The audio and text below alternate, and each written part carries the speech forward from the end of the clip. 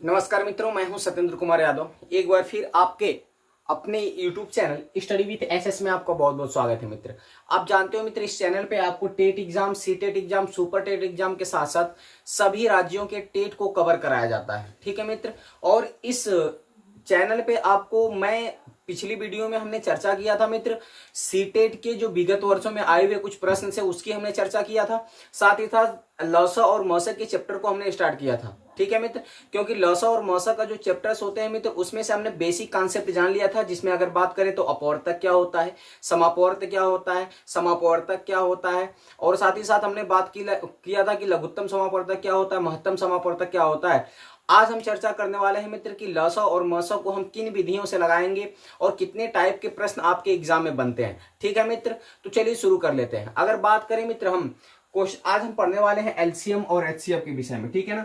अगर हम एलसीएम की बात करें मित्र, तो हमने बताया था एलसीएम का जो फुल फॉर्म होता है वो होता है लोवेस्ट कॉमन मल्टीपल। क्या होता है मित्र? तो कहेंगे सर होता है लोवेस्ट कॉमन मल्टीपल। ठीक है ना, लोवेस्ट कॉमन मल्टीपल, इसको हमने बताया था। लोवेस्ट कॉमन मल्टीपल का मतलब होता है मित्र कि इसको अगर कहें तो lowest common multiple, lowest common का मतलब उभयनिष्ठ, कॉमन का मतलब होता है उभयनिष्ठ, या इसको हम कह सकते हैं कॉमन मल्टीपल का मतलब होता है समापवर्त।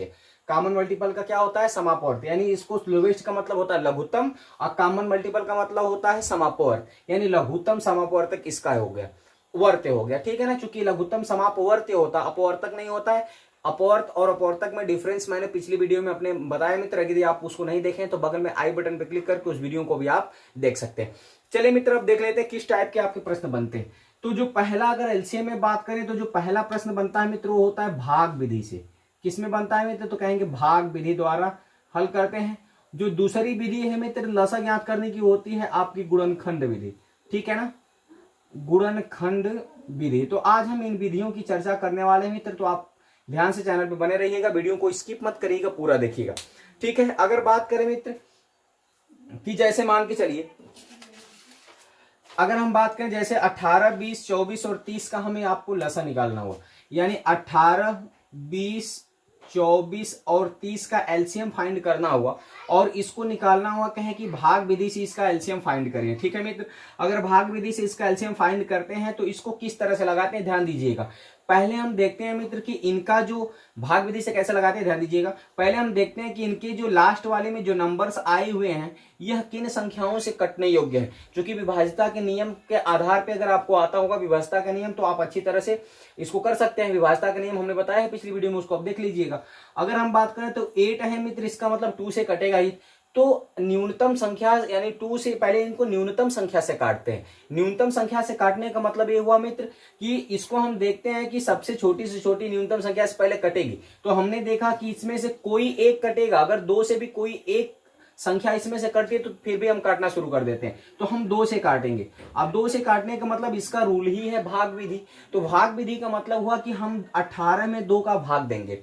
ठीक है मित्र, जब 18 में 2 का भाग देंगे तो कितनी बार आएगा? तो कहेंगे सर 9 बार आएगा। उसके बाद 2 का हम 20 में भाग देंगे तो कितनी बार आएगा? कहेंगे 10 बार आएगा। फिर 2 का 24 में भाग देंगे तो कितनी बार आएगा सर? तो कहेंगे 12 बार आएगा। फिर 2 का 30 में भाग देंगे तो कितनी बार आएगा? कहेंगे सर 15 बार आएगा। इसको हम लिखते चलेंगे। अब आगे की संख्या से कटेगी तो हम 9 तो कटेगा नहीं, लेकिन 10 तो कटेगा ना। यानी कोई एक संख्या अगर कटती है तो उसको हम काटते चलते हैं। फिर 2 से कटेगा मित्र, फिर 2 से काटेंगे तो कितना हो जाएगा? 9। जो संख्या नहीं कटता है उसको वैसे हुबहू उतारते चले जाते हैं। ठीक है ना, इसको काटेंगे तो 2, 5 जा 10, यानी 10 में हमने 2 का डिवाइड किया तो 5 आया। उसी प्रकार हम 12 में अगर 2 का डिवाइड करते हैं मित्र तो आता है 6। ठीक है ना, और ये हो गया 15। अब प्रश्न उठता है कि अब किससे कटेगा? तो ध्यान से देखिएगा, अब भी 6 जो है 2 से कटेगा, तो फिर 2 से काट लेते हैं। अगर इसको 2 से काटेंगे मित्र कितना हो जाएगा? ये 9 हो जाएगा, ये आपका कितना हो जाएगा? 5 हो जाएगा, क्योंकि कटेगा नहीं। ये 2, 3 जा 6, यानी 3 बार में कट गया, और 15 नहीं कटेगा तो उतार देंगे। ठीक है मित्र, इसका मतलब हुआ कि अब ये संख्या जो है, अब इनमें से कोई संख्या 2 से कटने वाली नहीं है। तो हम क्या करेंगे मित्र कि अब अगली संख्या ले लेंगे। ठीक है ना, अगली संख्या 2 के बाद क्या आता है? 3। क्या 3 से ये कटेगा? अगर 3 से नहीं कटेगा तो 5 से काटेंगे, 5 से नहीं कटेगा तो 7 से काटेंगे, 7 से नहीं कटेगा तो 9 से काटेंगे, ऐसे करके आगे बढ़ते चले जाएंगे। ठीक है मित्र, तो ध्यान दीजिएगा, 3 से काटेंगे तो 9 कितनी बार में भाग जाएगा? तो कहेंगे सर 3 बार में। फिर 5 नहीं करेगा तो 5 वैसे उतार देंगे।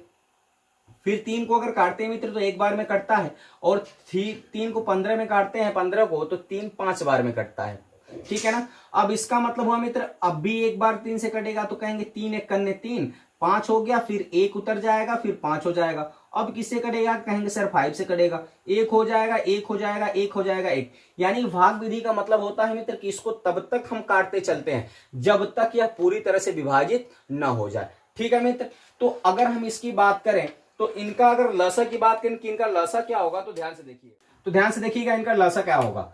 लसा निकालने के क्या होता है, जो इनके आए हैं वो अभाज्य जो गुणनखंड आए हुए हैं इनका आपस में गुणा कर लेते हैं। गुणा करेंगे तो क्या हो जाएगा मित्र, कहेंगे 2 गुणे 2 गुणे 2 गुणे 3 गुणे 3 गुणे 5। अब इसको कर लीजिए, कितना होगा, 2 दूना के 4, 4 दूना के 8, 8 पंजे 40, 40 तिया 120, 120 तिया 360। यानी कहेंगे सर इसका जो एलसीएम आ जाएगा वो कितना हो जाएगा, 360 आ जाएगा। उम्मीद कर रहे हैं मित्र यह आप समझ पा रहे होंगे कि इनका लसा कितना आएगा। गुणनखंड विधि से हम कैसे लगाएंगे, ठीक है ना। इसको हम गुणनखंड विधि से कैसे लगाएंगे, ध्यान से देखिएगा। अगर हम गुणनखंड विधि की बात करें तो इसको किस तरह से लगाएंगे, इसको मिटा दे रहे हैं। इसी क्वेश्चन को मैं गुणनखंड विधि से बता रहा हूं मित्र, देखिएगा कैसे लगेगा। क्या करेंगे, पहले 18, 20, 24 और 30 लिख लेंगे। ठीक है ना, लिख लेंगे 18, 20, 24 और 30। अब इनका क्या निकालना है, कहेंगे सर गुणनखंड विधि से इनका लसा निकालना है। तो गुणनखंड विधि से लसा निकालने का मतलब इसका हम खंड करेंगे। तो 18 को हम क्या लिख सकते हैं, कहेंगे सर 2 गुणे 2 गुणे, ठीक है, या इसको ऐसे लिख सकते हैं 2 गुणे 3 गुणे 3 लिखेंगे, 2 3 6 3 18 हो गया। तो इसको घातांक के रूप में लिखा जाता है मित्र, यानी इसको ऐसे लिखते हैं 2 गुणे 3 के घाते 2 लिख लेते हैं। ठीक है ना। अगर हम बात करें 20 को क्या लिखेंगे, तो कहेंगे सर 2 गुणे 5 लिखेंगे। ठीक है ना। अगर इसको हम क्या लिख सकते हैं, तो इसको घातांक यानी 2 के घाते 2 गुणे हम क्या लिख सकते हैं 5, यानी 2 के घाते 2 कहां से आया, क्योंकि 2 बार आया हुआ है, तो जितनी बार आएगा उसके पावर उतना लिख देंगे। अगर 24 की बात करें तो कितनी बार में कटेगा, कहेंगे सर 2 गुणे 2 गुणे 2 गुणे 3, यानी 2 2 जा 4, 2 जा 8, 3 जा 24, यानी 2 दूना 4 दूना 8 3 का 24। इसका मतलब इसको लिखेंगे 2 के घाते 3 गुणे 3। समझ में आ गया मित्र। अगर हम बात करें 30 को क्या लिखेंगे, तो कहेंगे सर 2 गुणे 3 गुणे 5, यानी ये तो इस पे किसी पे घात है नहीं, इसका मतलब हो गया 2 गुणे 3 गुणे 5। अब जो लसा होता है मित्र, इसका लसा जब निकाला जाता है तो सब इनमें जो सबसे संख्याएं हैं, जो सबसे बड़ी घात वाली संख्याएं, उनको लिखते चले जाना है। अब देख लेते हैं, पहले 2 की देखते हैं। 2 की मित्र सबसे बड़ी घात हमको नजर आ रहा है कि खाली यही है। 2 की सबसे बड़ी घात किसमें है, तो कहेंगे सर 2 की जो सबसे बड़ी घात है वो 2 के घाते 3 है, तो हम यहां लिख लीजिए 2 के घाते 3। अब इसमें गुणा करते जाएंगे, किसका गुणा करेंगे, अब 3 के सबसे बड़ी घात क्या है, तो कहेंगे सर 3 के सबसे बड़ी घात जो 2 है गुणे। अब 5 वाला देखेंगे तो 5 तो एक ही आया हुआ है, यानी एक ही घात वाला है। अब इसका आपस में गुणा कर लेंगे। 2 के घाते 3 का मतलब होता है 8, गुणे 3 के घाते 2 का मतलब होता है 9, गुणे ये 5। आप इसको करेंगे तो 5 8 40 हो जाएगा, और 40 9 136, 40 9 क्या हो जाएगा 360, यानी आपका आंसर आ गया 360। तो आपने देखा मित्र कि जो 360 आया है गुणनखंड विधि से भी आपको वही आया है और भाग विधि से भी आपका वही आया है। तो उम्मीद करते हैं मित्र आपको गुणनखंड विधि और भाग विधि अच्छी तरह से समझ में आ गई होगी। अब चलिए मित्र हम बात कर लेते हैं कि और किस टाइप के प्रश्न आपके एग्जाम में बनते हैं। ठीक है, अगर बात करें मित्र कि इनका लसा हम दशमलव की संख्याओं के रूप में कैसे ज्ञात कर लें, ध्यान दीजिएगा। भाग विधि और गुणनखंड विधि उम्मीद करते हैं आप समझ पा रहे होंगे। अब बात करें मित्र तो लसा और मसा ज्ञात करना, यानी दशमलव संख्याओं का लसा और मसा ज्ञात करना, इस टाइप का आपका प्रश्न बनता है। तो क्या बनता है, कहेंगे दशमलव संख्याओं का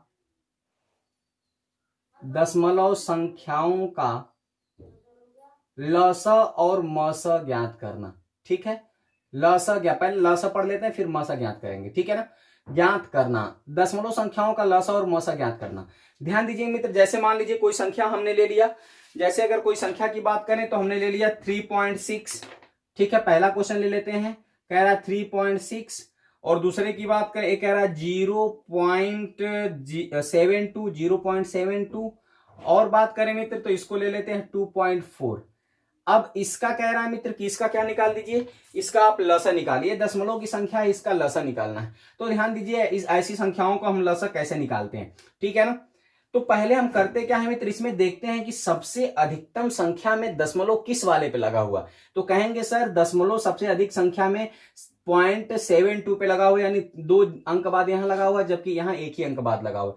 तो 2 अंक का मतलब हुआ कि सारी संख्याओं में हम 100 का गुणा कर देंगे, ठीक है मित्र। अगर 3 अंक बाद लगता तो 1,000 का गुणा करते, या फिर इसको सिंपल बना लेंगे पहले, या फिर इसमें अगर 1 अंक बाद लगता तो सब में 10-10 का गुणा कर लें। तो सबसे अधिकतम संख्या देखेंगे कितने अंक बाद दशमलव लगा है। तो हमने देखा कि 2 अंक बाद लगा, इसका मतलब सब में हम 100 का क्या कर देंगे मित्र, गुणा कर देंगे। अगर सब में 100 का आप गुणा करते हो तो कितना बन जाएगा, तो 100 का अगर इसमें गुणा करेंगे तो ये बन जाएगा 360। कितना बन जाएगा मित्र, कहेंगे 360। और इसकी बात करें तो बन जाएगा 72, और इसकी बात करेंगे मित्र बन जाएगा 240। यानी आपकी ये जो नॉर्मल संख्या आ गई होगी 360, 72, 240। अब आपको क्या करना है मित्र कि इनका आपको लसा निकाल लेना है। अगर इनका आप लसा निकालते हैं मित्र, तो लसा निकालने के बाद आपको क्या करना होगा कि लास्ट में जो 100 का हमने गुणा किया है, तो इसी 100 का लास्ट में हमें भाग कर देना पड़ेगा। तो देखिए इनका लसा निकालते हैं।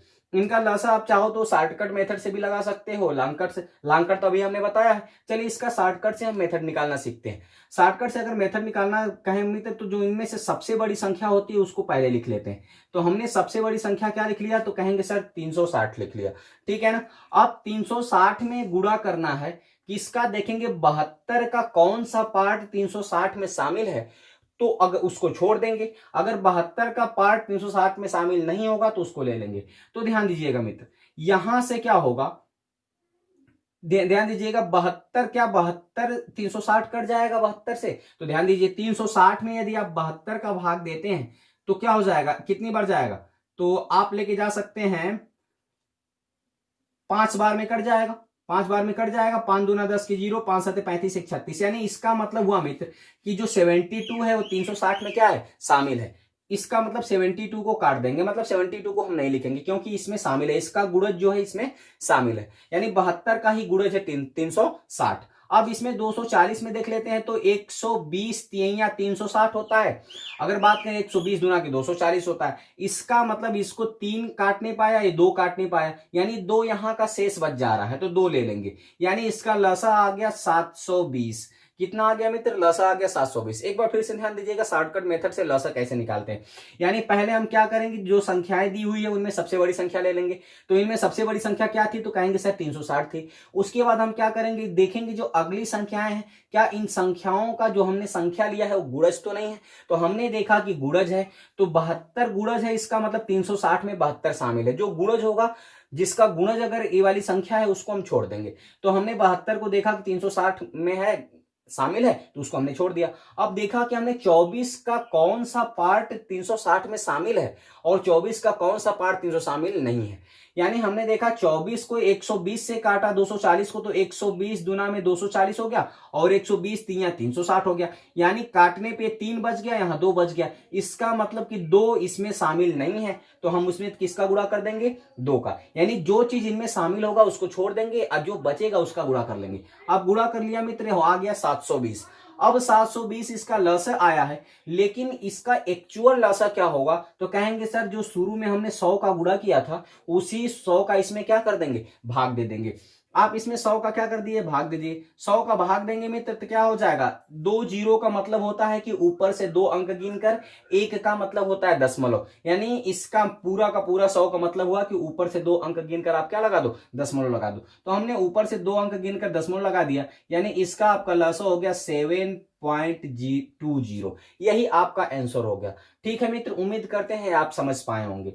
ठीक है ना। यानी शॉर्टकट से मेथड हम शॉर्टकट मेथड से इससे लसा निकाल सकते हैं। या आपको इस तरह से अगर नहीं समझ में प्रॉब्लम हो रहा है मित्र, तो आप इसे भाग विधि या गुणनखंड विधि से भी लसा निकाल करके और लास्ट में 100 का भाग दे देंगे, तब भी आपका आंसर आ जाएगा। उम्मीद करते हैं मित्र यह आपको समझ में आया होगा।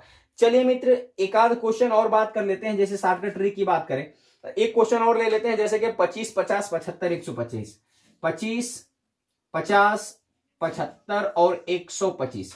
इसका अगर आपको लसा निकालने को कह दे मित्र तो शॉर्टकट मेथड समझ लीजिएगा। शॉर्टकट कैसे लगाएंगे, तो हमने कहा था कि आपको इनमें से सबसे बड़ी संख्या लेनी है, तो सबसे बड़ी संख्या ले लेंगे तो कहेंगे सर ये 125 सबसे बड़ी संख्या है, तो अब 125 में गुणा करना होगा, तो कहेंगे किनका, तो कहेंगे पहली संख्या देखेंगे, तो पहली संख्या क्या 25 से 125 कट जाएगा, कहेंगे हाँ सर कट जाएगा, इसका मतलब 25 को हम छोड़ देंगे क्योंकि 25 इसमें शामिल है। अब देखेंगे मित्र 50 क्या इसमें शामिल है, तो पूरा का पूरा 50 नहीं है, केवल 25 इसका, यानी 50 को हम लिखते हैं 2 गुणे 25, तो 25 दूना 50 होता है और 25 से आपका 125 कट जाएगा, जबकि 2 से 125 नहीं कटेगा, इसका मतलब इसको हम 2 को ले लेंगे, यानी जिससे नहीं कटेगा उसको हम ले लेंगे। आगे बात करते हैं 25 की। अब 25 पचे 125 हो जाएगा, 25 तिया 75, यानी इसको 3 गुणे 25 लिख सकते हैं, कहेंगे सर बिल्कुल लिख सकते हैं, यानी 25 तिया 75, तो इसका मतलब 3 से 125 नहीं कटेगा, या इसमें कोई 3 नहीं है तो 3 को भी ले लेंगे। 125 तो हमने लिया ही है, इनका आप आपस में गुणा कर दीजिए, 125 दूना कितना हो गया मित्र 250, और 250 तीन हो जाएगा 750। ठीक है मित्र, यानी कह सकते हैं कि शॉर्टकट मेथड से आप इस तरह से इनका लसा आप निकाल सकते हो। उम्मीद करते हैं मित्र शॉर्टकट मेथड से आपको लसा निकालने आ गया होगा, ठीक है ना। और एक आध और हम बात कर लेते हैं कि दशमलव संख्याओं का लसा कैसे निकालेंगे। ध्यान दीजिएगा, हमने एक दशमलव संख्याओं का लसा निकालने के लिए बताया है, अब दूसरी संख्या का हमने देख लेते हैं कि दशमलव कैसे लसा कैसे निकालते हैं। तो ध्यान से देखिएगा मित्र, अगर दूसरी संख्या की बात करें तो जैसे कह रहा है आपका 0.15 और है आपका 0.025, अब बात कर लें अगला है 0.36, ठीक है मित्र, यानी 0.15 0.025 और 0.36 का आपको पूछ रहा है कि इसका लसा निकालिए। तो हमने आपसे बताया था मित्र लसा निकालने के लिए आपको करना क्या पड़ेगा, पहले देखना पड़ेगा कि इसमें सबसे बड़ी अधिकतम संख्या कौन सी होगी जिसमें अधिक संख्या के बाद दशमलव लगा हुआ है। तो आप कहेंगे सर इसमें 3 अंकों बाद दशमलव लगा हुआ है, तो हमने अभी बताया था कि 3 अंकों बाद दशमलव लगा हुआ तो हम 1000 का गुणा करेंगे, अगर 2 अंकों बाद दशमलव लगा हुआ तो 100 का गुणा करेंगे सब में, अगर 1 अंक बाद दशमलव लगा हुआ तो कहेंगे 10 का गुणा करेंगे। तो अब आप जान गए होंगे कि इसमें कितने का गुणा करना है, तो कहेंगे सर 1000 का, इसमें भी आपको गुणा करना है 1000 का और इसमें भी आपको गुणा करना है 1000 का। अगर 1000 का आप गुणा करते होंगे तो ये सीधा सीधा कितना हो जाएगा, कहेंगे सर 150 हो जाएगा ना, बिल्कुल हो जाएगा। अगर हम बात करेंगे 0 to 5 में तो ये आ जाएगा 25 आ जाएगा, 1000 का गुणा करेंगे तो गुणा करके आप देख लीजिएगा, इसको बात करेंगे तो कहेंगे सर 360 आ जाएगा, ठीक है।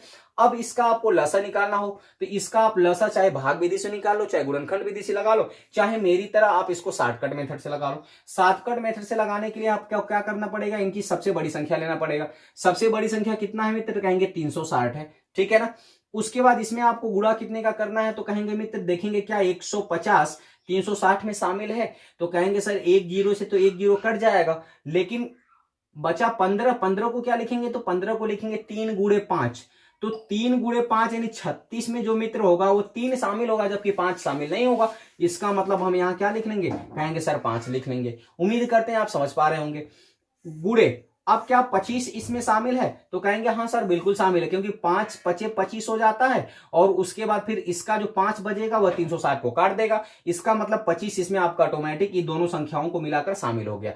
अब क्या करना है कि 360 को हमने लिया ही नहीं, इसको आपस में गुणा कर दीजिएगा, 5 0 0 हो जाएगा, 5 6 30 के 0 हो जाएगा, 5 3 15 1 कितना 15 3 कितना हो जाएगा 18, यानी इनका गुणा करने पे क्या आ गया 1800 आ गया, 1800 आ गया। अब हमको निकालना है इसका मित्र लसा निकालना है। क्या निकालना है मित्र, कहेंगे सर इसका लसा निकालना है। तो लसा निकालने के लिए आपको करना क्या पड़ेगा कि आपने देखा मित्र पहले आपने 1000 का गुणा किया था, तो इसमें आपको कितने का भाग करना पड़ेगा, तो कहेंगे सर 1000 का भाग करेंगे। अब हमने बताया कि 1000 का भाग करने का मतलब ये हुआ कि जो दी हुई संख्याएं हैं, ठीक है मित्र, 1000 के भाग करने का मतलब ये हुआ कि जो दी हुई संख्याएं हैं उनको 3 अंक बाद क्या लगा देना है, ऊपर से गिनकर दशमलव लगा देना है। तो आप ऊपर से 1 2 3 अंक बाद गिनकर दशमलव लगा दीजिएगा। इस प्रकार कह सकते हैं कि इसका लसा कितना होगा, कहेंगे सर 1.8। उम्मीद करते हैं मित्र इतना आप समझ पाए होंगे और ये आपको समझ में आ रहा होगा, ठीक है मित्र। अब चलिए मित्र चलिए अब हम बात कर लेते हैं अगले टाइप के क्वेश्चंस की। अब आपको समझ में आ गया होगा कि जो दशमलव की संख्याओं का हम लसा कैसे निकालते हैं, ठीक है मित्र। क्योंकि अभी हम एलसीएम की बात कर रहे हैं, एचसीएफ की नहीं बात कर रहे। तो चलिए अब अगला बात कर लेते हैं कि भिन्नों का कैसे लसा निकाला जाता है, ठीक है ना। अगला जो टाइप का आपके एग्जाम में बनता है वो भिन्नों से बनता है, यानी भिन्नों का लसा निकालना, ठीक है ना, भिन्नों का लसा निकालना, ठीक है, भिन्नों का लसा ज्ञात करना, ठीक है मित्र। तो चलिए भिन्नों का लसा ज्ञात करने के लिए आपको क्या करना पड़ेगा मित्र, कि पहले ये जानना पड़ेगा कि भिन्नों के लसा का फार्मूला क्या होता है। तो भिन्नों के लसा का आप फार्मूला लिख लो। तो भिन्नों का अगर लसा निकालना होगा तो लसा बराबर होता है कि जो अंशों का लसा निकालते हैं, क्या निकालते हैं, कहेंगे अंशों का लसा, ठीक है, अंशों का लसा बटा के हरों का मसा, क्या निकालेंगे मित्र, अंशों का लसा बटा के हरों का मसा। तो अब जाके आपको भिन्नों का लसा निकल पाएगा, ठीक है मित्र। अभी हम लसा की बात कर रहे हैं, मसा की बात नहीं कर रहे हैं, तो ध्यान से देखिएगा।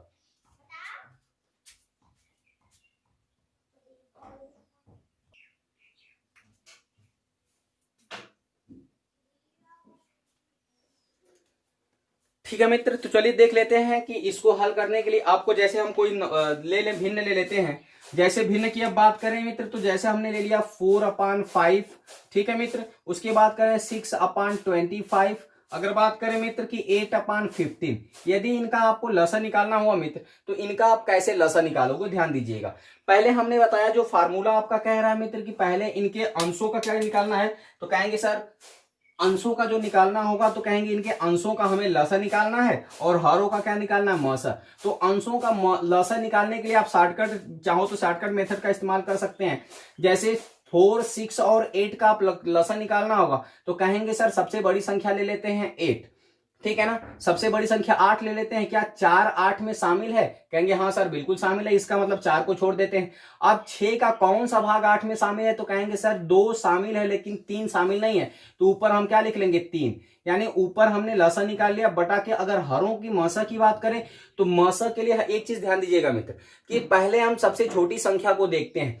जो संख्याएं दी रहती है महत्तम समापवर्तक में, उसमें सबसे हम पहले छोटी संख्या को देखते हैं। ये देखते हैं कि क्या छोटी संख्या का जो संख्याएं दी गई है वो कहीं गुणज तो नहीं है। अगर वो गुणज होती है मित्र, तो जो छोटी संख्या है वही उसका मसा हो जाता है। तो हमने देखा कि इसमें क्या है मित्र की जो 5 का 25 और 15 गुणज है, इसका मतलब इसका मसा क्या हो जाएगा, कहेंगे सर 5 हो जाएगा। इसको आप हल करेंगे तो 8 3 का 24/5 क्या हो गया मित्र, आपका हो गया ये आंसर हो गया। यानी इसका लसा, भिन्नों का लसा आ जाएगा 24/5। उम्मीद करते हैं मित्र यह आपको समझ में आया होगा। चलिए एक और एग्जाम्पल के थ्रू समझ लेते हैं मित्र। अगर दूसरे की बात करें तो जैसे दूसरा क्वेश्चन कह रहा है आपका कि 2/3, ठीक है मित्र, 2/3 बात कर लेते हैं, 5/6 और साथ ही साथ करें 7/12 और ले ले मित्र 1/9। अगर इसका आपको कह रहे कि इसका आप क्या निकालिए, कहेंगे सर लसा निकालना है। यदि आप इनका लसा निकालना चाहते हो मित्र, तो पहले अंशों का इनका लसा निकालना पड़ेगा और हरों का क्या निकालना पड़ेगा, मसा। तो ऊपर देख लीजिए, ऊपर हमने देखा मित्र कि 2 भी अभाज्य संख्या है, 5 भी अभाज्य संख्या है और 7 भी अभाज्य संख्या है, और 1 से तो कोई मतलब ही नहीं। जब अभाज्य संख्या है, जब इनके जो आप आपस में जो संख्याएं मित्र वो अभाज्य होती हैं, तो उनका अगर लसा निकालना होता है तो उनका आपस में हम गुणा कर देते हैं, ठीक है ना। तो इनका आपस में गुणा कर देंगे तो 2 5 10 7 कितना हो जाएगा, तो कहेंगे सर 70 हो जाएगा इसका लसा, ठीक है ना।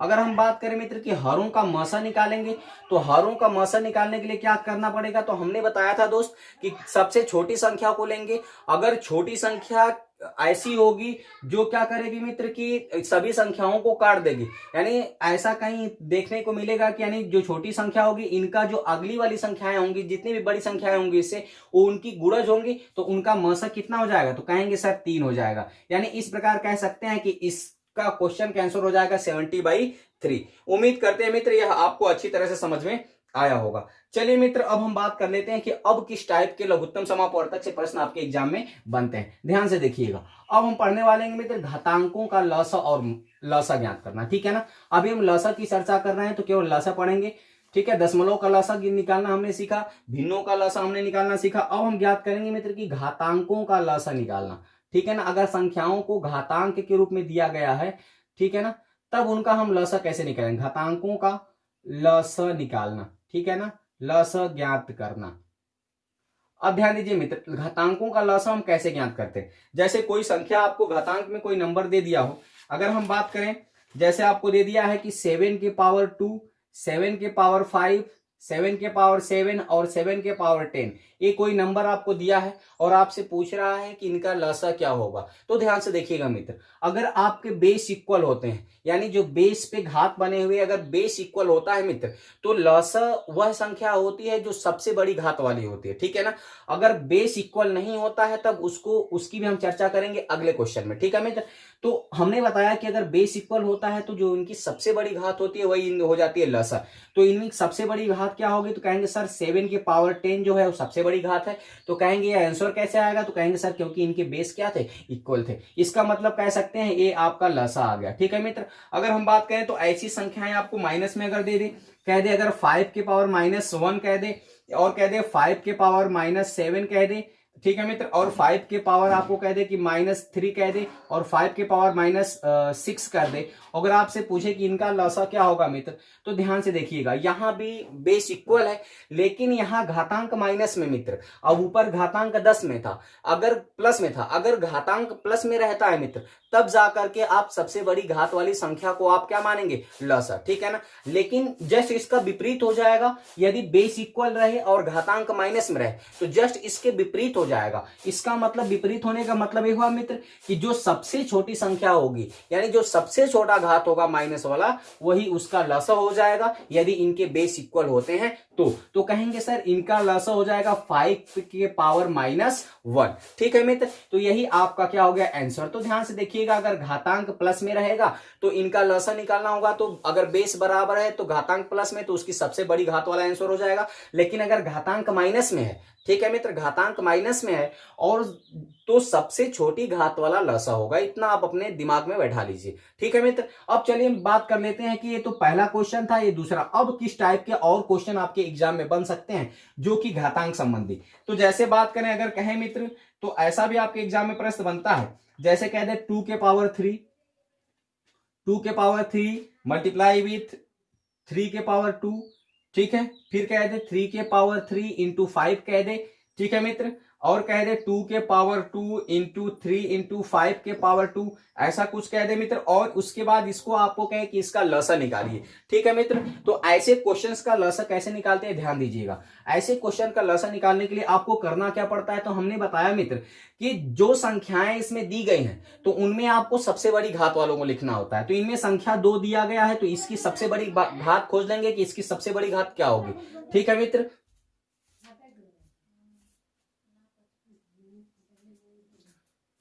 ठीक है मित्र, तो इसमें क्या करते हैं, ध्यान से देखिएगा कि पहले जो दी हुई संख्याएं होती है, दी हुई संख्याओं में सबसे बड़ी वाली घात को लिखते हैं। तो यहां हमने देखा 2 दिया हुआ है तो 2 की सबसे बड़ी घात खोज लेते हैं कि कितनी है।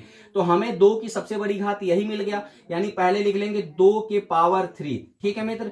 फिर मल्टीप्लाई करना होगा, 3 वाला लेंगे, 3 में सबसे बड़ी घात क्या मिली, तो कहेंगे सर ये 3 के पावर 3 सबसे बड़ी घात मिल गई, ठीक है ना। अब इसमें और किसका गुणा करना होगा, तो कहेंगे सर जो सबसे बड़ी वाली यानी 5 भी दिया हुआ है तो 5 में सबसे बड़ी घात क्या है, तो कहेंगे 5 के पावर 2 है, ठीक है ना।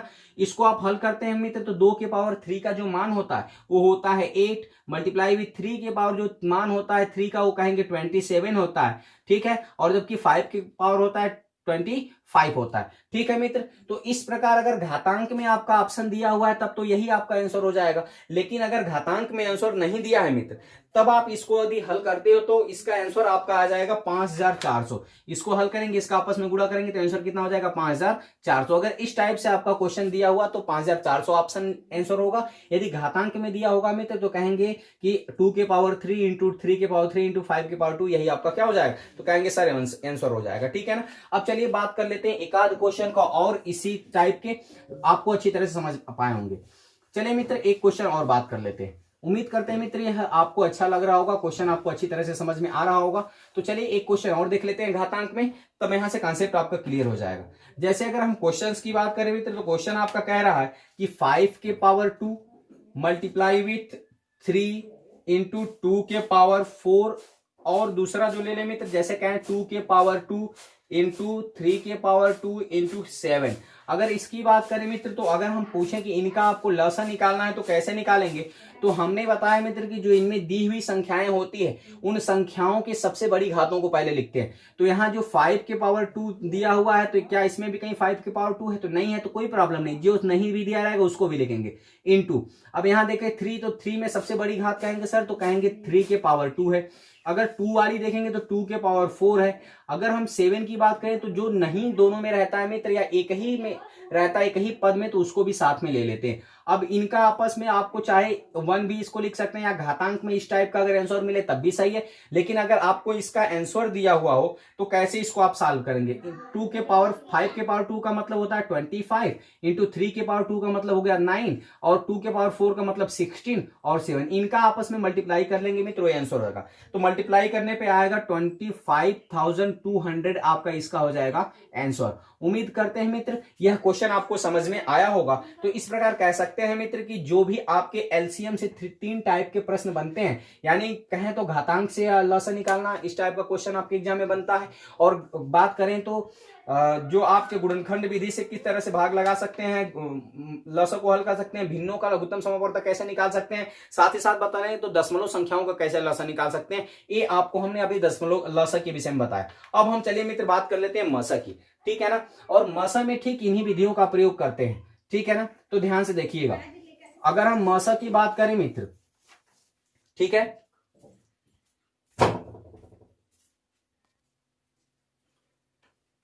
ठीक है मित्र, अगर हम मसा की बात करें तो इससे मसा किस टाइप से लगाएंगे तो ध्यान दीजिएगा।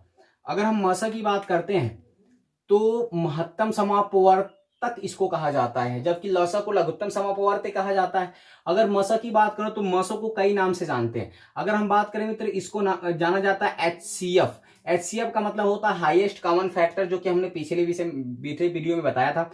या तो इसको जीसीडी के भी नाम से जाना जाता है, यानी ग्रेटेस्ट कॉमन डिवाइजर, या कहें तो इसको एचसीएम के नाम से भी जाना जाता है। एचसीएम की फुल फॉर्म की बात करें तो होता है आपका हाईएस्ट, ठीक है मित्र, होता है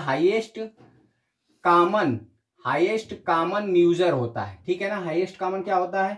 म्यूजर, ठीक है। तो आप चाहो तो आपसे हो सकता है कि मसा ना पूछ करके डायरेक्ट आपको एचसीएम कह दे कि इसका एचसीएम क्या होगा, तभी आप कंफ्यूज मत होइएगा। जीसीडी कहे तभी आप कंफ्यूज मत होइएगा। चाहे आपको एचसीएफ कहेगा तो आप तो लगा ही सकते हैं। चलिए मित्र, अब हम बात कर लेते हैं कि एचसीएफ में गुणनखंड विधि से कैसे एचसीएफ निकालते हैं। तो ध्यान से देखिएगा, अगर जैसे हम कह दें कि 24 हो गया, अगर 24, 56 और 96 का अगर हमें गुणनखंड विधि से निकालना हुआ मित्र एचसीएफ, ध्यान दीजिएगा, इसका भी भाग विधि से एचसीएफ निकाला जाता है और गुणनखंड विधि से। तो अगर गुणनखंड विधि से इसका एचसीएफ निकालना हुआ मित्र, तो पहले हम इसको क्या करते हैं, तो कहेंगे सर इसको हम गुणनखंड के रूप में लिखते हैं। तो 24 को हम क्या लिख सकते हैं, कहेंगे सर 2 गुणे 3, 2 गुणे 2 गुणे 2 गुणे 3, यानी 2 दूना 4 दूना 8 3 का 24 लिख सकते हैं, ठीक है मित्र। तो पहले हमने आपसे बताया था कि इसको घातांक के रूप में लिखें, तो इसको लिख सकते हैं 2 के घाते 3 और गुणे 3, ठीक है मित्र। वहीं 56 की बात करें तो 56 को हम क्या लिख सकते हैं, तो कहेंगे सर 2 गुणे 2 गुणे 2 गुणे 7, यानी 2 दूना 4 दूना 8 7 56, यानी इसको 2 की घाते 3 गुणे 7 लिख सकते हैं, कहेंगे सर बिल्कुल लिख सकते हैं। अगर बात करें 96 की, तो 96 को क्या लिख सकते हैं, तो कहेंगे सर कि 96 को आप लिख सकते हैं कि 2 गुणे 2 गुणे 2 गुणे 2 गुणे 2 गुणे आप कहेंगे 3, ठीक है। मतलब 2 दूना 4 दूना 8 दूना 16 दूना 32 3 या 96 होता है, यानी इसको लिख सकते हैं 2 के पावर 5 इंटू 3, ठीक है मित्र। अब आपको यहां से घातांक के रूप में आ गया, आप यहां से आपको मसा निकालना हुआ, तो आप कैसे मसा निकालेंगे, ध्यान दीजिएगा। मसा का मतलब होता है कॉमन फैक्टर, यानी उभयनिष्ठ गुणनखंड लेना है, तो जो दोनों में शामिल होगा। इसके पहले लसा में हम क्या करते थे, सबसे बड़ी वाली घातों को लेते थे, लेकिन मसा में हम उन चीजों को लेंगे जो दोनों में तीनों में शामिल होगा और प्लस छोटा होगा, बड़ी घात वाला नहीं होगा, छोटा घात वाला होगा, ठीक है ना। तो हमने देखा कि 2 के पावर 3 आपका इसमें भी है, 2 के पावर 3 इसमें भी है, और 2 के पावर 5 में भी 2 के पावर 3 शामिल है। इसका मतलब इसका एचसीएफ कितना हो जाएगा, तो कहेंगे सर 2 के पावर 3, यानी अगर संख्या की बात करें तो 8 हो जाएगा। उम्मीद करते हैं मित्र यह आपको समझ में आया होगा, गुणनखंड विधि से हम मसा कैसे निकाल सकते हैं, ठीक है ना। चलिए हम बात कर लेते हैं, अब हम इसी संख्याओं का, यानी 24, 56 और 96 का, इन्हीं संख्याओं का भाग विधि से मसा हम कैसे निकालते हैं। ध्यान दीजिएगा, अगर 24, 56 और 96 का भाग विधि से आपको मसा निकालना हुआ मित्र, तो पहले क्या करेंगे कि इस संख्या का अपनी बड़ी वाली संख्या, सबसे बड़ी वाली संख्या में भी आप भाग दे सकते हो। तो 24 का आपको भाग देना पड़ेगा किसमें, तो कहेंगे सर आप कहो तो 56 में दे दो। तो 24 गुना 48 होता है, तो इसको हम 2 बार लेके जा सकते हैं, कहेंगे सर बिल्कुल लेके जा सकते हैं, यानी इसको हम ले सकते हैं 48। अब यहां से देखेंगे मित्र, इसको माइनस करेंगे तो 16, यहाँ एक कैरी ले लेंगे तो 16 में से 8 घटा तो कहेंगे 8 बचेगा, और यहाँ कैंसिल कुछ नहीं। अब इस 8 का जो भाग दिया जाता है मित्र, इस भाजक में दिया जाता है जिसमें पहले भाजक में दिया जाता है। तो पहला भाजक यहाँ 24 है, तो 24 में यदि आप 8 का डिवाइड करते हैं तो 3 बार में कट जाता है, यानी इसको कह देंगे कि यह कट गया 24 3 बार में। तो जिससे कटता है, अब एक संख्या और आपको बचा हुआ है 96, तो जिससे कटेगा उसी से अगली संख्या में भी हम डिवाइड करेंगे। अगली संख्या हम डिवाइड करेंगे तो 8 1 जा 8 हो जाएगा, चूंकि ये छोटी संख्या हो गई, और ये 16 8 2 जा 16, यानी कह सकते हैं मित्र कि अब यहां बात आती है कि सर हम 12 को एचसीएफ मानेंगे या 8 को। तो एचसीएफ का मतलब होता है कि वह बड़ी से बड़ी संख्या जो दी हुई संख्याओं को पूर्णतः विभाजित कर दे। तो जो यहाँ पे 8 होगी, यह बड़ी से बड़ी संख्या होगी जो विभाजित कर रही हो, भाग दे रही हो। तो 8 कहेंगे सर कि जो जिससे पूरी की पूरी संख्या विभाजित हो जाती है वही मसा होता है, यानी यहाँ कह सकते हैं भाग विधि से अगर मसा निकालना हुआ तो मसा यहाँ हो जाएगा 8। उम्मीद करते हैं मित्र भाग विधि से भी आपको मसा अच्छी तरह से समझ में आया होगा। अब चलिए मित्र हम बात कर लेते हैं कि अब एचसीएफ के भी किस टाइप के प्रश्न आपके एग्जाम में बनते हैं। तो बात करें तो एचसीएफ के भी प्रश्न बनते हैं, तो बात करें कि दशमलव की संख्या के रूप में, ठीक है ना, यानी दशमलव संख्याओं का महत्तम समापवर्तक ज्ञात करना, ठीक है ना, दशमलव संख्याओं के महत्तम समापवर्तक ज्ञात करना, दशमलव संख्याओं का मसा ज्ञात करना, ठीक है ना। तो ध्यान दीजिए दशमलव संख्याओं का मसा कैसे निकालेंगे। तो हमने आपसे बताया, जैसे ले लें कि जैसे कह दिया कि 3.6 और, ठीक है मित्र, कह दिया 3.6 और 0.48 का आप क्या निकाल दो सर, तो कहेंगे मसा निकाल लो। तो इसका मसा निकालने के लिए हमने बताया था कि जो दशमलव वाली संख्याएं होती है, लसा में भी हमने बताया था, उनको पहले एक नॉर्मल संख्या में हम साधारण भिन्न में बदलते हैं या साधारण संख्या में बदलते हैं। तो साधारण संख्या में बदलने के लिए हमने बताया था मित्र कि आपको करना क्या पड़ेगा कि जो देखेंगे कि अधिकतम संख्या के बाद अंक लगा हुआ, दशमलव लगा हुआ है, तो हमने देखा कि 2 अंक जो है अधिकतम संख्या के बाद दशमलव लगा हुआ है, इसका मतलब 100 का इसमें भी हम गुणा कर देंगे और 100 का इसमें भी। यही बताया था हमने मित्र कि अगर 2 अंक बाद रहेगा तो 100 का गुणा करेंगे, 1 अंक बाद रहेगा तो 10 का, जबकि 3 अंक बाद रहेगा तो कहेंगे 1000 का, ठीक है मित्र। तो यहां से 100 का गुणा करेंगे तो ये कितना हो जाएगा, कहेंगे सर 360 हो जाएगा। जबकि बात करें इसमें 100 का गुणा करेंगे तो ये हो जाएगा, ठीक है, 48। अब आपको क्या करना पड़ेगा मित्र कि 48 का 360 में क्या करना पड़ेगा, कहेंगे सर भाग विधि से आप एलसीएम निकालो चाहे गुणनखंड विधि से। तो पहले तो ये देखते हैं कि क्या 48 से 360 कटेगा, अगर पूरी तरह कट जाएगा तो 48 से एचसीएफ हो जाएगा, लेकिन 48 से 360 नहीं कटेगा। तो देख लेते हैं, 48 का आपको 360 में डिवाइड करना पड़ेगा, ठीक है मित्र, 360 में। तो क्या इसको हम 5 बार लेके जाएं देखें, या फिर 9 4 जा 36 होता है तो 7 बार ले जाए, 7 8 जा 56, ठीक है ना, 7 8 जा 56 के 6 हो जाएगा, 5 कैरी हो जाएगा, 7 4 जा कहेंगे 28, 5 7 बार लेके जाते हैं तो 7 8 56 के 6 हो गया मित्र, आपको कैरी 5 बच गया, और 7 चौक 28 5 33 हो जाएगा। इसको आप हल करेंगे मित्र तो यहाँ 0 में से 6 घटेगा नहीं, एक कैरी ले लेंगे, यहाँ 10 हो जाएगा, 10 में से अब जब 6 घटेगा तो बच जाएगा 4, और यहाँ क्या बचेगा, तो कहेंगे सर यहाँ 5 बच गया, 5 में से 3 घटाएंगे तो 2 बच जाएगा, जबकि 3 में से 3 घट गया, कट जाएगा।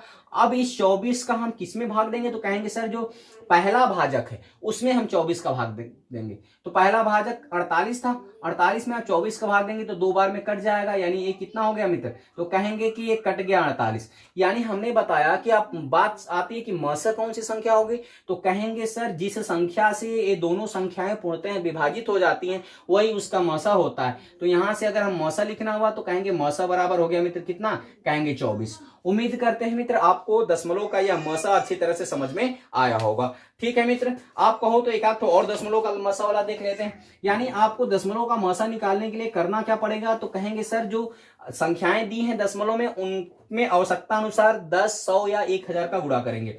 अगर जैसे हम बात करें मित्र की जो संख्या अगर आपको दी गई हो, जैसे आपकी संख्या दे दी गई हो मित्र, बात करें ठीक है, सॉरी मित्र, जो 24 आया था पिछले में, तो उसमें हम 100 का लास्ट में अभी डिवाइड भी करना था, यानी इसका 0.24 आंसर आएगा। ठीक है ना, क्योंकि पहले हमने 100 का उसमें भाग दिया था, तो जिसका भाग देंगे लास्ट में उसका गुणा करेंगे, उसका लास्ट में डिवाइड भी करना पड़ेगा। ठीक है मित्र, तब जाके आपका आंसर आएगा। अगर हम इसमें बात करें, जैसे कह दिया 0.24, और अगर कह दे मित्र आपका कि 0.06, और कह दे मित्र कि 0.018 का आप मसा निकाल दो। तो हमने आपसे बताया था कि ऐसी संख्याओं का मसा निकालने के लिए आपको करना क्या पड़ता है। तो कहेंगे सर पहले देख लेते हैं कि अधिकतम संख्या में कितने अंकों बाद दशमलव लगा हुआ है। तो हमने देखा 3 अंकों बाद, तो हमने क्या बताया कि अगर 3 अंकों बाद दशमलव लगा हुआ है तो सब में 1,000 का क्या कर देंगे, तो गुणा कर देंगे। इसमें भी आप 1,000 का गुणा कर दो, इसमें भी आप 1,000 का गुणा कर दो। जब आप गुणा करोगे मित्र 1,000 का, तो ये बन जाएगा 240। अब इसका 1,000 का गुणा करेंगे तो ये बन जाएगा 60, जबकि आप इसमें 1,000 का गुणा करोगे तो ये बन जाएगा 18। ठीक है मित्र, यानी हो गया 18, 60 और कितना मिल गया, तो कहेंगे कि 240। अब ये देखना है मित्र, क्या 18 से तीनों संख्याएं कट जा रही हैं, तो कहेंगे सर नहीं, ये 18 से तीनों संख्याएं नहीं कटेंगी। अगर कट जाती तो 18 ही इसका HCF हो जाता, लेकिन नहीं कटेगा तो हम देख लेते हैं इसको, फिर भाग विधि से लगा लेते हैं, चाहे गुणनखंड विधि से। अगर भाग विधि से लगाएं तो 60 का भाग दे देंगे पहले कितने में, या फिर 18 का भाग दे दो 60 में।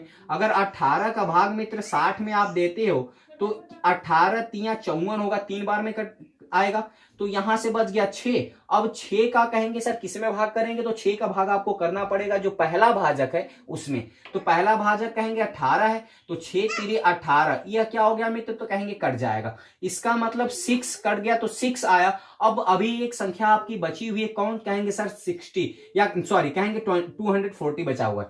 अब 6 का 240 में डिवाइड कर देंगे। अब इसका भी करेंगे तो 6 का करेंगे कितना हो जाएगा, 6 4 जा 24, यानी ये कैंसिल हो गया, 0 बार ले जाके यहां भी 0 छोड़ देंगे। यानी कहने का मतलब है कि 6 एक ऐसी संख्या है मित्र जो इन तीनों संख्याओं को क्या कर देती है, विभाजित कर देती है। तो इसके मौसा की बात करें तो ऐसे तो इसका 6 आ गया, लेकिन चूंकि सब में हमने 1,000 का गुणा किया हुआ मित्र, तो हमें 1,000 का सब में लास्ट में क्या करना पड़ेगा, भाग करना पड़ेगा, तब जाके इसका मौसा आएगा। तो इसमें आप 1,000 का क्या कर दो, भाग कर दो। आप 1,000 का भाग करोगे तो 0.006 आएगा। ठीक है मित्र, क्योंकि 1000 का मतलब होता है कि 3 अंक बाद आपको ऊपर से गिन करके, 1 का मतलब होता है दशमलव लगाना, तो हमने ऊपर से 3 अंक गिन करके क्या लगा दिया, दशमलव लगा दिया। अब प्रश्न उठता है कि 0 क्यों लिखेंगे, क्योंकि ऊपर वाली संख्याओं को हमें पूरा करने के लिए उसके आगे हम 0 लगा सकते। ठीक है मित्र, उम्मीद करते हैं यह दशमलव का आपको मसा समझ में आया होगा। अब चलिए मित्र, अब दशमलव की बात कर लेते हैं। दशमलव के बाद बात कर लेते हैं भिन्नों के जब मसा कैसे निकालते हैं, यानी भिन्नों का जब हमें मसा निकालना हुआ तो कैसे निकालते हैं, ध्यान से देखिएगा। अगर हम बात करें भिन्नों का मसा की बात करें मित्र, तो ध्यान से देखिए, भिन्नों का मसा निकालना। ठीक है मित्र, भिन्नों का मसा निकालना। ठीक है मित्र, अगर भिन्नों के मसा की बात करें तो पहले इसका फार्मूला लिख लो। फार्मूला क्या लिखेंगे मित्र, तो कहेंगे कि मसा बराबर होता है, ठीक है ना, भिन्नों का मसा बराबर आप लिख लेंगे, यहां भिन्नों का मसा, ध्यान दीजिएगा, भिन्नों का मसा बराबर, भिन्नों का मसा बराबर हो जाएगा अंशों का मसा। ठीक है ना, अंशों का मसा, यानी अंशों का महत्तम समापवर्तक बटा के हरों का लघुत्तम समापवर्तक। क्या कहेंगे मित्र, हरों का लस। ठीक है ना, हरों का लस। ध्यान दीजिएगा मित्र, क्योंकि जो पिछले में हमने भिन्नों का लसा बताया था तो उसमें अंशों का लसा निकाला था और हरों का मसा, और यहां जब मसा पूछा जाता है तो आप कैसे इसको याद करेंगे, जब आप मसा कहता है तो अंशों का आप मसा निकालेंगे, जब आपको लसा कहता है तो अंशों का लसा निकालेंगे, फिर उसके विपरीत वाला नीचे कर लेंगे। अगर ऊपर मसा है तो नीचे लसा निकालना होगा, और ऊपर लसा है तो नीचे मसा। अब चलिए जैसे बात कर लेते हैं मित्र, क्वेश्चन ले लेते हैं। अगर हम जैसे बात करें, क्वेश्चन आपका दिया हुआ है कि 4/5 ले लेते हैं, और बात करें जैसे कि 8/15, ठीक है मित्र, और 2/25। अगर इसकी बात करें कि इसका मसा क्या होगा मित्र, तो कहेंगे सर इसका मसा अगर निकालना हुआ तो पहले इनके अंशों का मसा निकालना होगा। तो अंशों का मसा में पहले हम देखेंगे कि सबसे छोटी वाली जो संख्या है क्या जो दी हुई संख्या है उसकी गुणज तो नहीं है। तो हमने देखा कि 2 के तीनों ऊपर वाली संख्याएं गुणज है, इनका मतलब मस वही छोटी संख्या हो गया 2। उम्मीद करते हैं मित्र आप समझ पाए होंगे। अगर हम बात करें हरों का लौसा, तो लौसा के लिए हमने शॉर्टकट नियम बताया था मित्र कि पहले आप सबसे बड़ी संख्या ले लो और इस बड़ी संख्या में देखते हैं कि इन दोनों संख्याओं में से क्या शामिल है। तो आपने देखा कि दोनों संख्याओं में से 5 शामिल है। कहेंगे सर अगर 5 शामिल है तो 5 को छोड़ देंगे। 15 में से कौन सा पार्ट 25 में शामिल है और कौन सा पार्ट नहीं है। तो कहेंगे सर 15 में से जो पार्ट शामिल है वो 5 शामिल है, जबकि 3 शामिल नहीं है, तो 3 का इसमें मल्टीप्लाई कर लेंगे तो हो जाएगा 2/75। ये आ गया क्या, तो इस भिन्नों का मसा आ गया। ठीक है मित्र, एक क्वेश्चन और समझ लेते हैं। जैसे आपका अगला क्वेश्चन कह रहा है कि 3/7, ठीक है मित्र, और कह दे 4/21, या फिर कह दे 12/35, या कह दे आपका 1/14। इसका आपको निकालना है मित्र मसा। तो इसका मसा निकालने के लिए पहले अंशों का मसा निकालना होगा। तो ध्यान दीजिएगा, यहां पे 1 दे दिया है, तो कभी भी आपको 1 दे दिया मित्र, तो उसका मसा आप मान के चलो एक ही होगा। कितना होगा मित्र, एक ही होगा। या एक विषम संख्या दिया हो, एक सम संख्या दिया हो, तो अधिकतर जो मोस्टली होता है वो आपका मसा एक आता है। तो ऊपर आपका मसा कितना आ गया, कहेंगे सर 1 आ गया। अब हरों का क्या निकालना है, कहेंगे सर लसा निकालना है। तो हरों का लसा निकालने के लिए हमने बताया था मित्र कि शॉर्टकट मेथड में आपको क्या करना है, तो कहेंगे सर इनमें से जो सबसे बड़ी संख्या है उसको ले लेंगे। तो इनमें से सबसे बड़ी संख्या 35 मिली।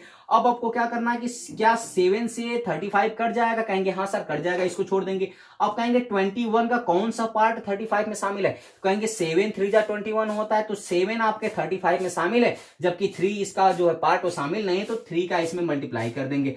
अब 35 तो हमने लिया ही है। अगर 14 की बात करें कि 14 का कौन सा नियम इसमें शामिल है, कहेंगे सर 14 7 2 जा 14 होता है, यानी 7 दूना 14 होता है, तो 7 तो 35 में शामिल है, लेकिन 2 शामिल नहीं है, तो 2 का यहां गुणा कर लेंगे। लेकिन अगर मित्र इसकी अगर मसा की बात करें तो इसका मसा हो जाएगा 1/35 दूना 70 और 7 त्रिका 21 यानी 210। यानी कह सकते हैं कि 1/210 इसका क्या हो गया मित्र, मसा हो गया। तो उम्मीद करते हैं मित्र आपको इसका मसा भी अच्छी तरह से समझ में आ गया होगा कि आप भिन्नों का मसा किस तरह से निकालेंगे। अब चलिए मित्र हम बात कर लेते हैं अगले टाइप की कि घातांकों का मसा हम कैसे निकालते हैं।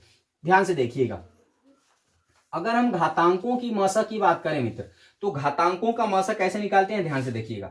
घातांकों का मसा, ठीक है ना, घातांकों का मसा, इसमें आपको क्या करना पड़ेगा मित्र, जैसे आपका नंबर दे दिया होगा, जैसे अगर दे दिया 9 के पावर 2, ठीक है, सॉरी मित्र, जैसे यहां दे दिया 9 के पावर 2 दे दिया, ठीक है ना।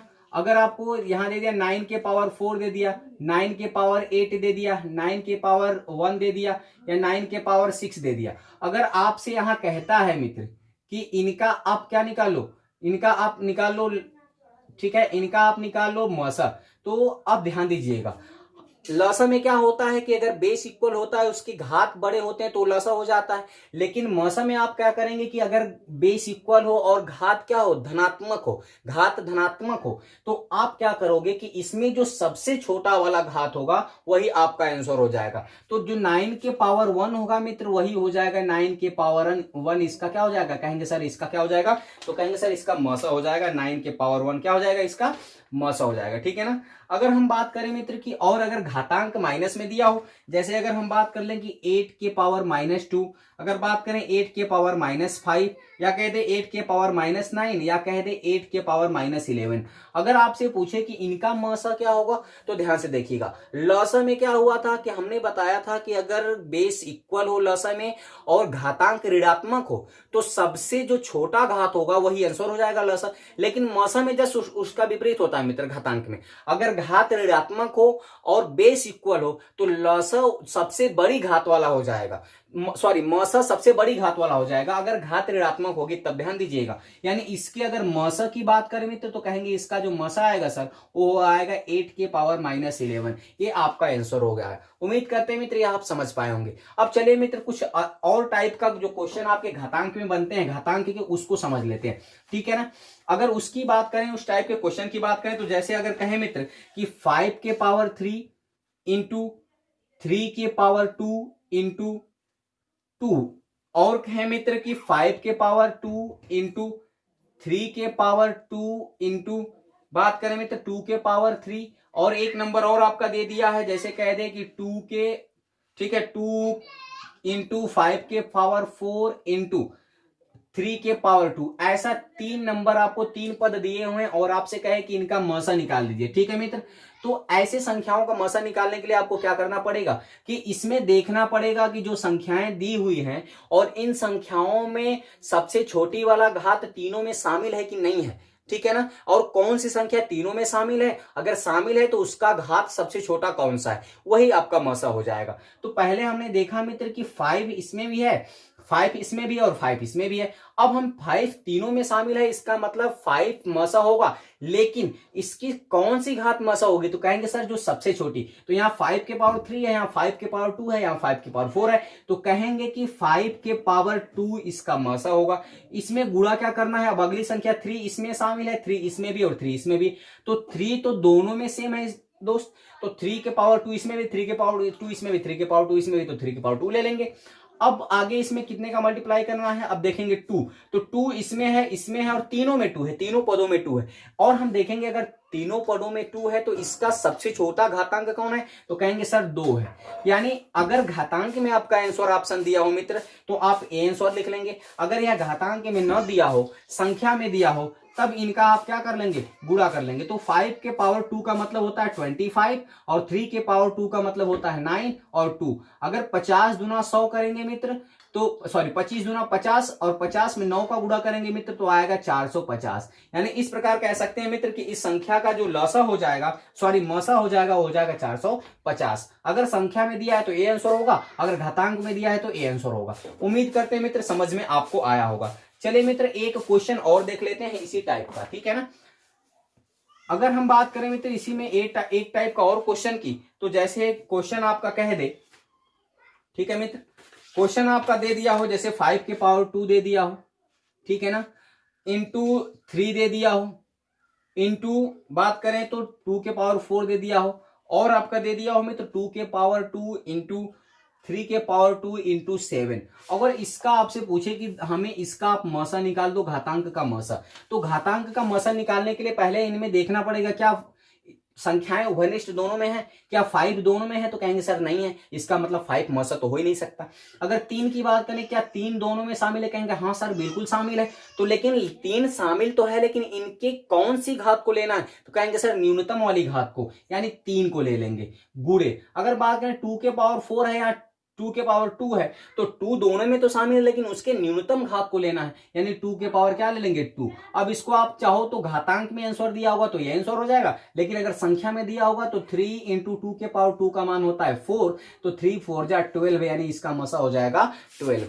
उम्मीद करते हैं मित्र यह क्वेश्चन आपको अच्छी तरह से समझ में आया होगा, और किस टाइप से आपके प्रश्न एग्जाम में बनते हैं मित्र उसकी आज हमने चर्चा की आपके साथ लसा और मसा से। इनके अलावा और टाइप के प्रश्न भी आपके एग्जाम में बनते हैं, जो पिछले अगली वीडियो जो मैं लेकर आऊंगा मित्र उसमें मैं आपको केवल लसा और मसा से रिलेटेड केवल क्वेश्चन सॉल्व कराऊंगा। लगभग 15 से 20 क्वेश्चन मैं लेकर आऊंगा मित्र, और भी जो अलग अलग टाइप्स के प्रश्न आपके एग्जाम में बनते हैं उस प्रश्न की मैं चर्चा करूंगा, ठीक है मित्र, अगली वीडियो जो मैं लेके आऊंगा। उम्मीद करते हैं मित्र यह वीडियो आपको अच्छी तरह से समझ में आया होगा। अगर वीडियो अच्छी तरह से समझ में आया होगा मित्र तो चैनल को लाइक करें, शेयर करें, साथ ही साथ सब्सक्राइब करें और बेल आइकन भी दबाएं, ताकि जो भी मैं वीडियो अपलोड करूं उसका नोटिफिकेशन आपको आसानी से मिल सके, ठीक है मित्र। अगर हम बात करें तो मसा और लसा का जो चैप्टर होगा मित्र वह 3 वीडियो में मैं कंफर्म कराऊंगा। पिछले 2 वीडियो में, एक पिछला वीडियो हमने लसा के विषय में चर्चा किया था और ये दूसरी वीडियो है, और जो आगे आने वाली वीडियो तीसरी वीडियो उसको आप जरूर देखिएगा। इससे तीनों चैप्टर कवर हो जाएगा और किस टाइप के प्रश्न आपके एग्जाम में बनते हैं उसकी हम चर्चा करेंगे अगली वीडियो में। थैंक्स फॉर वॉचिंग, बहुत बहुत धन्यवाद।